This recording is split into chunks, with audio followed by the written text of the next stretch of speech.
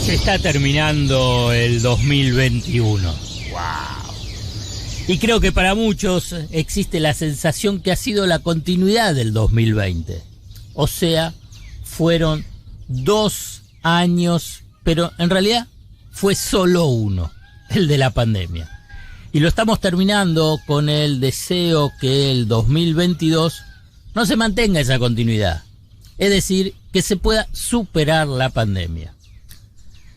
En este 2021 hemos estado anhelando algo parecido a lo que se conoce como la estabilidad. Incluso aquellos que aceptaron que nunca recuperarán su vida anterior esperaban una nueva normalidad. Sin embargo, a medida que se acerca el 2022, es hora de enfrentar la imprevisibilidad predecible del mundo. ¿Se entiende? Digamos, ¿qué es lo predecible en el mundo? Que es imprevisible. El patrón para el resto de la década del 2020 no es la rutina familiar de los años anteriores al COVID, sino la confusión y el desconcierto de la era de la pandemia. La nueva normalidad ya está aquí. Durante casi 2 años hemos vivido con regímenes cambiantes de uso del barbijo, de máscara, de test, de prueba, de PCRs, de cierres, de aperturas parciales, prohibición de viajes, aceptación para poder viajar, certificación de vacunas y así otros trámites y otras situaciones que alteraron nuestra anterior vida cotidiana. A medida que los brotes de nuevos casos y variantes refluyen y fluyen, también se puede esperar que estos regímenes vayan y vengan. Eso es el precio de vivir con una enfermedad que aún no se ha asentado en su estado endémico. O sea que sea como una gripe común y normal. Pero en esta nueva normalidad no valen solo los deseos individuales. Y aquí viene el gran desafío como sociedad, como comunidad. Que los deseos individuales, obvio que son importantes, sino que la clave se encuentra en una respuesta colectiva ante un acontecimiento extraordinario, como lo es la irrupción de un virus que ha alterado la vida cotidiana, la economía a nivel global y la percepción de vulnerabilidad de las personas. Esa respuesta colectiva, por lo menos hoy, esa respuesta colectiva es la vacuna. La vacunación masiva. A veces da la impresión, que no se toma real dimensión de lo fabuloso que significa tener la vacuna. Que la comunidad científica mundial haya podido encontrar la vacuna neutralizante del virus en apenas 8 a 10 meses que irrumpió ese virus. O sea, más o menos lo que fue en agosto del 2020. Es un avance científico impresionante. Y para dimensionarlo, vale simplemente pensar, hagamos un ejercicio de, si querés, hasta de ciencia ficción o de una realidad distópica. ¿Cómo sería el escenario global hoy sin la vacuna? Y en forma dramática, ¿cuál sería el panorama sanitario con hospitales colapsados y muchas miles de muertes más? Frente a la respuesta de la ciencia, que emociona, para enfrentar esta tragedia, los comportamientos individualistas, y en este caso de un egoísmo extremo, de rechazar la inoculación de la vacuna, debe ser resistido con firmeza y sin pudor y sin vergüenza en forma colectiva.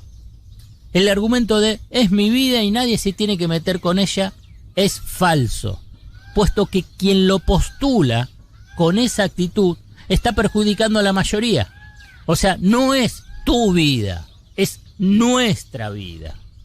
Como se sabe en una comunidad, en una sociedad, el interés colectivo, en este caso la protección de la salud y la estabilidad sanitaria de la población, está por encima del interés individual.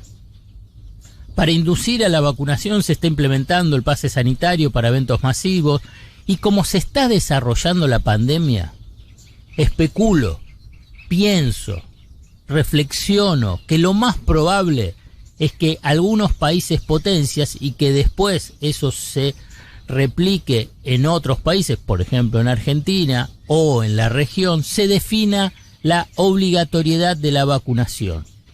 A ver, a esta altura no tiene mucho misterio el desafío de retornar a cierta normalidad o a una nueva normalidad. Es con una estrategia sanitaria y colectiva muy sencilla: la vacunación masiva. Cada uno de nosotros somos parte de un colectivo que también tenemos la misión de sumar a quienes se resisten, porque esto es parte de una epopeya científica y social de la vacunación para neutralizar el coronavirus. Los medios de comunicación, los periodistas, cada uno de nosotros que participamos en medios de comunicación tenemos responsabilidad, porque tenemos que ser un vector fundamental para instalar una prédica persistente a favor de la vacunación. Porque somos parte de responsables y somos parte de constituir, estar en un medio de comunicación que tiene responsabilidad social, que debe asumir, al menos en esta situación, el rol que tiene que tener en la sociedad, incluso los principales comunicadores. Esto tiene que ser una exigencia, una demanda, ¿precisamente para qué? Para tener esa salida colectiva. Por eso desde Cheque en Blanco nos convocamos a ser parte de esta campaña y lo hacemos con nuestro estandarte de cada sábado que dice: no tengas miedo, no siempre se choca andando a contramano. No fue trágico, no es trágico, vamos a ponerlo en su justa medida, pero bueno, la oposición por primera vez desde la restauración de la democracia en 1983, el presupuesto fue votado en contra. Algunos pueden recordar y decir, pero pará, como dice el Fantino. Pará. En el 2010, Cristina Fernández de Kirchner tampoco tuvo su presupuesto para el 2011, pero no llegó al recinto.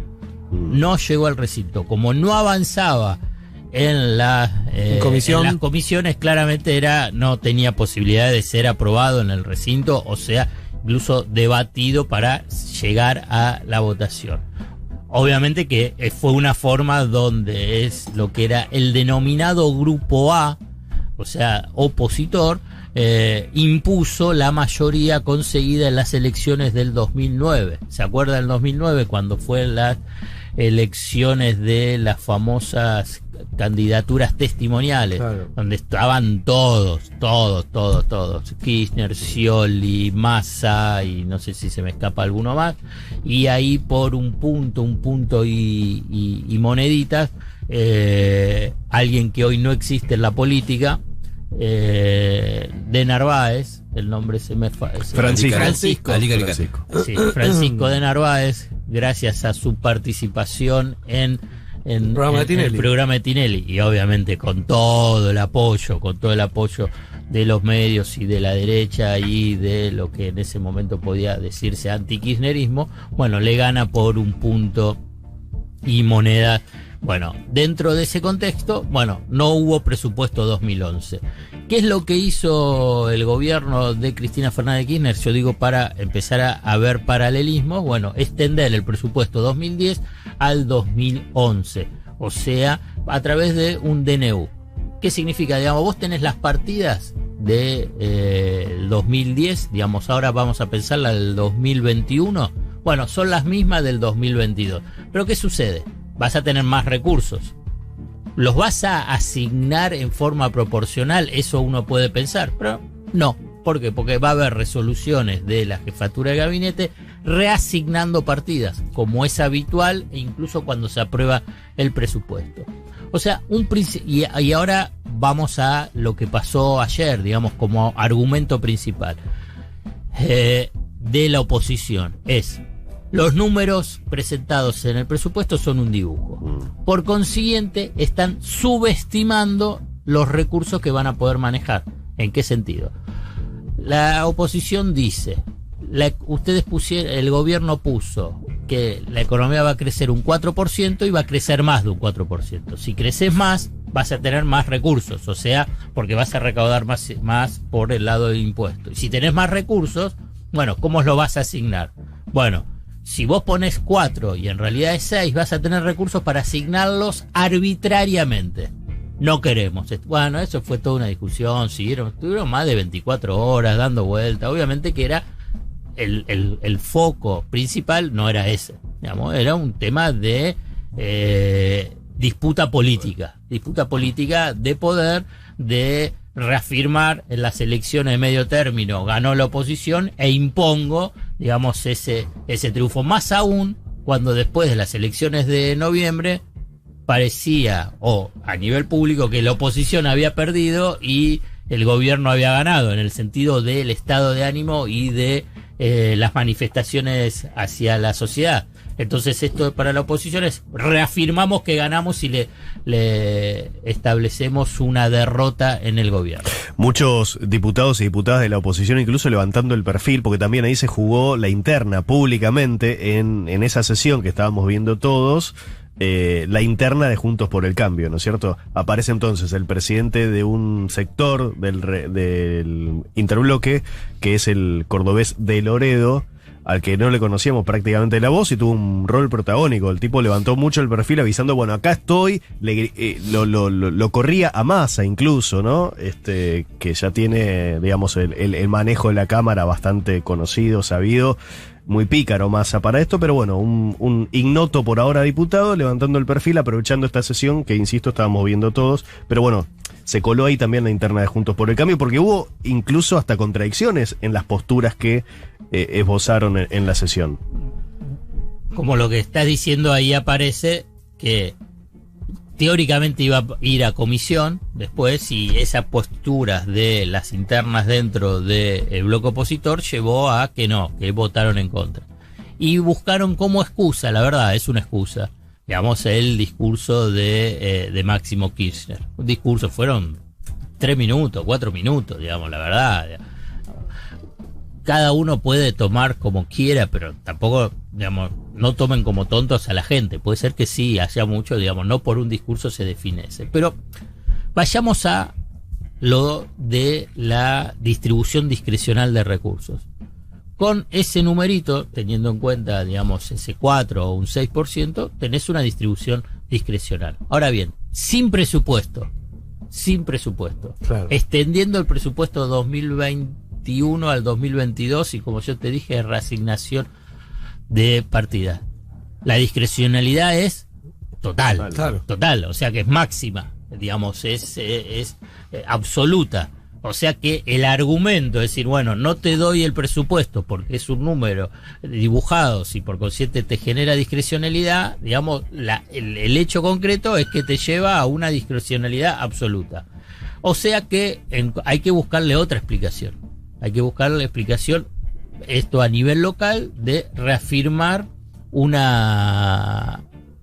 triunfo electoral y claramente marcar la cancha. Pero a diferencia del 2010 y 2011, acá hay un elemento adicional que no es menor, que es el Fondo Monetario Internacional. Claro. Digamos, en el 2010-2011 no existía. ¿Por qué? Porque se había pagado la deuda con el fondo, no había ningún tipo de compromiso, no había ninguna negociación en marcha.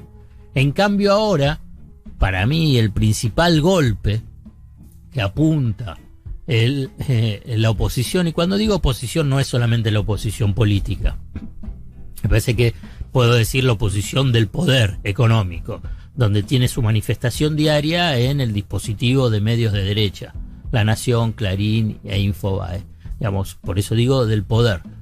Dentro del poder están las corporaciones mediáticas, solo que tiene una exposición diaria, digamos. Roca no habla todos los días, esto es lo que quiero decir. Techín no habla todos los días y así uno puede. Arco no habla todos los días, Pagani no habla todos los días. Sí habla todos los días Clarín, La Nación e Infobae.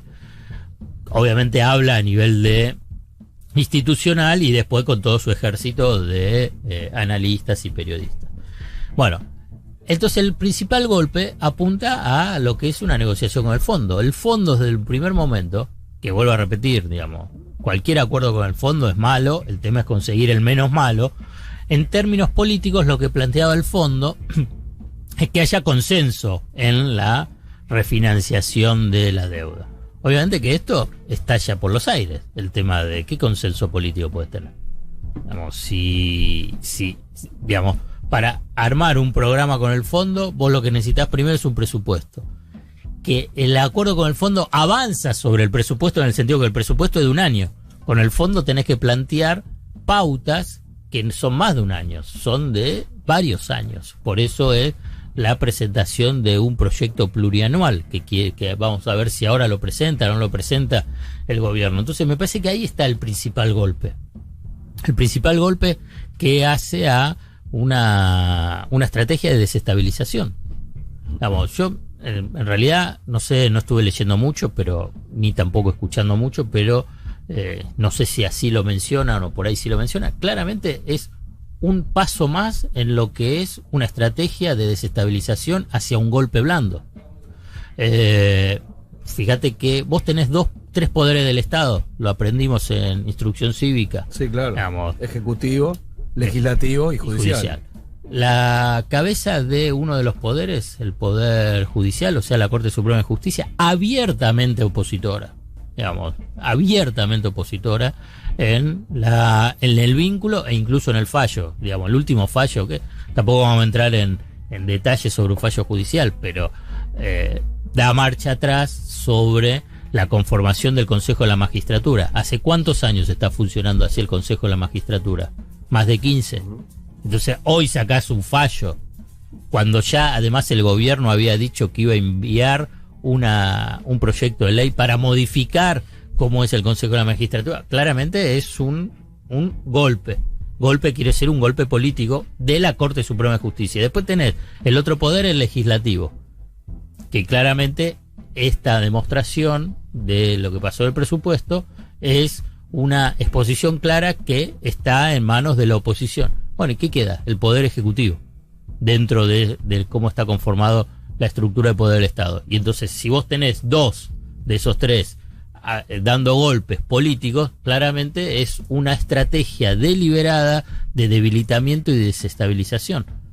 ¿Y cuál es el paso siguiente cuando se golpea en forma permanente a un gobierno debilitado? Y bueno, lo que se llama en América Latina, a partir de fines de la primera década de este nuevo siglo, en el 2009 con Honduras, son los llamados golpes blandos. No es que vienen los militares, no es que tenés un golpe militar tradicional, sino que por diferentes vías institucionales hay cambios de gobierno. En el 2009, ¿fue 2008 o 2009? 2009, en Honduras fue cuando bajaron a Zelaya. Uh-huh.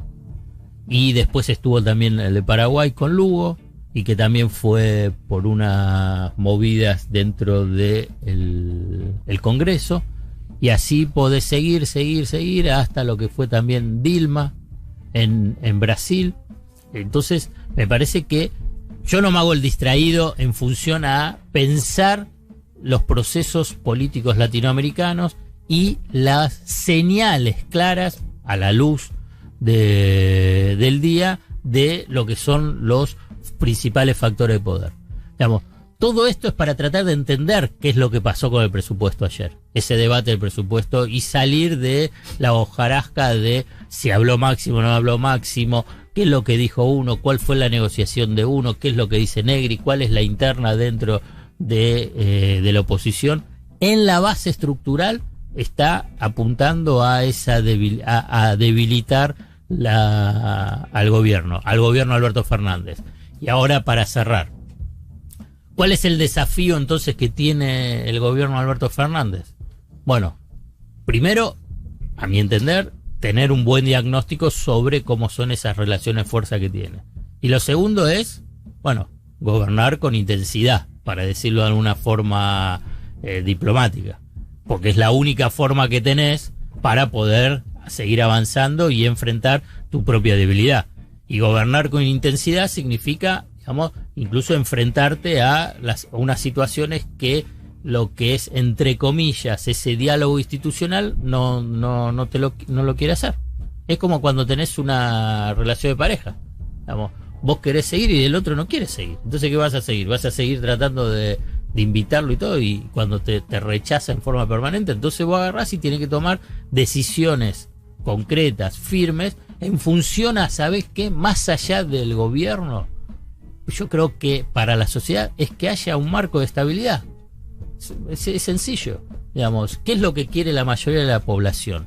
Y yo creo que eso a veces también hay que transmitir. La verdad, tranquilidad, tener trabajo, estar con la familia, pasar bien con la fiesta, digamos.